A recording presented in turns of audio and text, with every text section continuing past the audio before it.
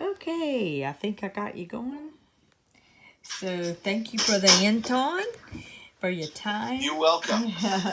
It's an honor, as always, to be able to visit with you and catch up. So we Yes. surely miss you here in Louisiana, no We doubt. miss you guys so much. Somebody asked the other day, when is he coming back? Is he ever coming back? I said, yes, he is coming back, no Someday. doubt. He Someday. will. Yeah. So, so, um, so the one of the things that we did not talk about that was the next question that we didn't do. We only did the first three, so we're gonna start with number 4. Since you begun your pastoral journey, what changes have you seen come about in pastoral ministry? What are the changes that you've experienced? I think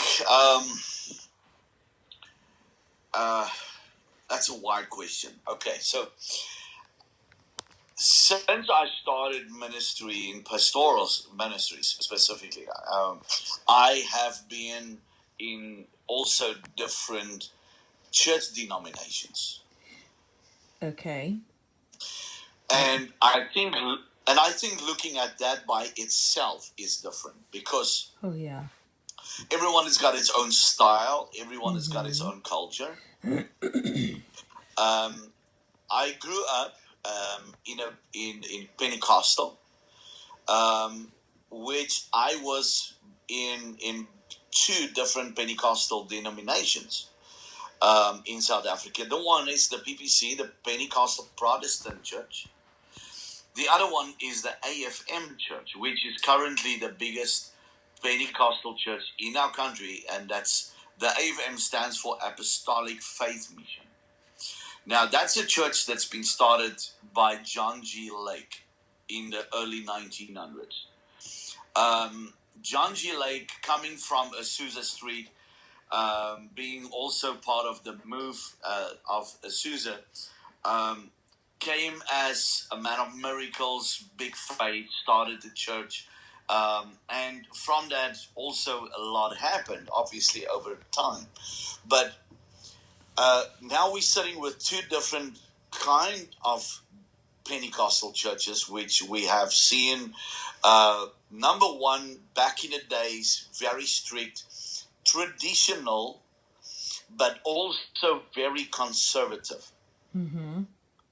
And when I say traditional, I would say traditions like in maybe not the word tradition, but maybe a lot more like values that a lot of people would see as traditions. Okay. So whenever you say like traditions, I was thinking like maybe didn't cut hair, didn't wear pants. Right, Is that right. So that was part of that. okay? They ladies were not allowed to wear pants, not allowed to wear any jewelry, makeup, and all Yes. that. We would see guys that would never been seen in short pants. They would even go to the beach with their with their Long with their, pants. with their long pants. You would Mm-hmm. even see that. Okay, um, so dress code for number Oh one. I yes. think dress code in number one was a big change since I've started in ministry. Mm-hmm. Because that time, still when I started ministry, hats were still a big deal for the ladies. Yeah. Covering their head. Um, Wearing a hat, Mm-hmm. a head covering. The guys had to have a tie, at least a tie, when they enter the church building. Once they want to go up on stage, they have to have a, a blouser, a blazer. Actually, that's the Mm-hmm. right word. They have to have a blazer if they want to go on stage. It was that Yes. kind of scenario. You Yes. know what I'm Yes. talking about. Very So close I line. think number one, the biggest change we've seen since I've started pastoral ministry was dress code. Yes. I think that for myself. Dress code, I think, way number one.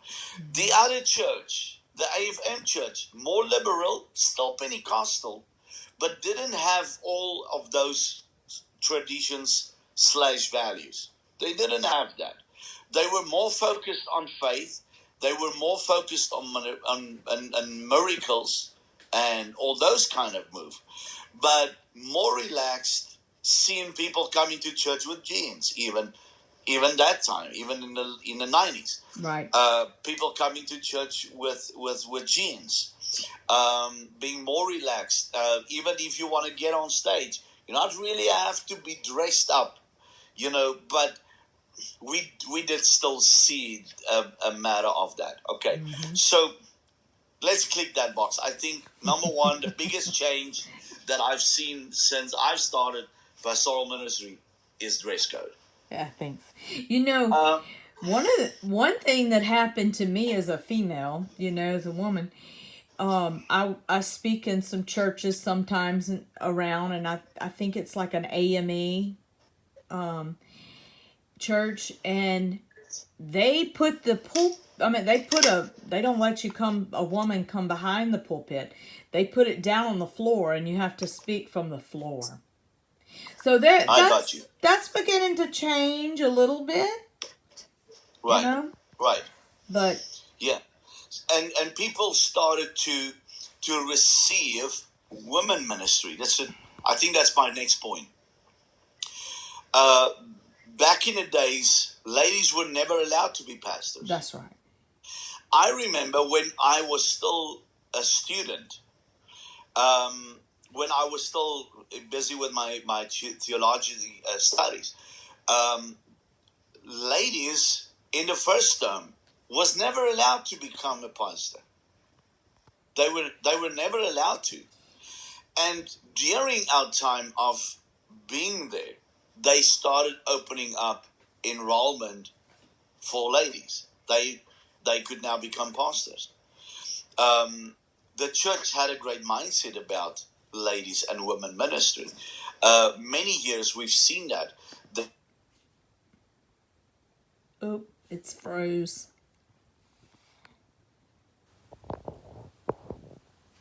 Brother Anton, can you hear me? It's froze. Hold on 1 second. Just give it just 1 minute and it'll catch up. I think it's on. I don't know if it's my end or your end, brother. They pump daylight to us, so it might be my end. Oh. So I think the recognition of ladies and women in ministry was another big deal that have changed. Yes. That's really more recognition nowadays for women in ministry.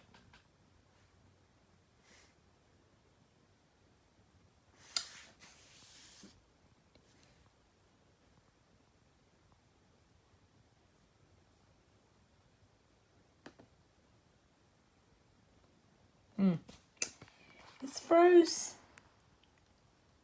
Can you hear me? I hear you again. Now it's back. All right. I didn't know what didn't you hear? What did you hear last? You were just saying that the recognition of women was the last thing you said. Okay, so I think that's another big deal at the moment, is that women ministry has definitely been hugely recognized in the last 10 years. Right. Than ever before. Women ministries really been recognized. If you were qualified, even if you have done your studies like all the other guys. That's right. You will never be called a pastor. You will never be called that.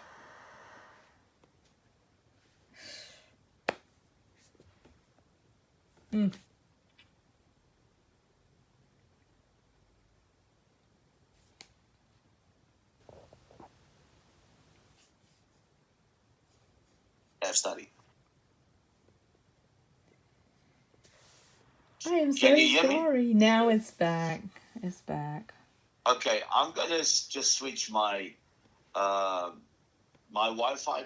I'm not sure on which side this is, but I'm just gonna.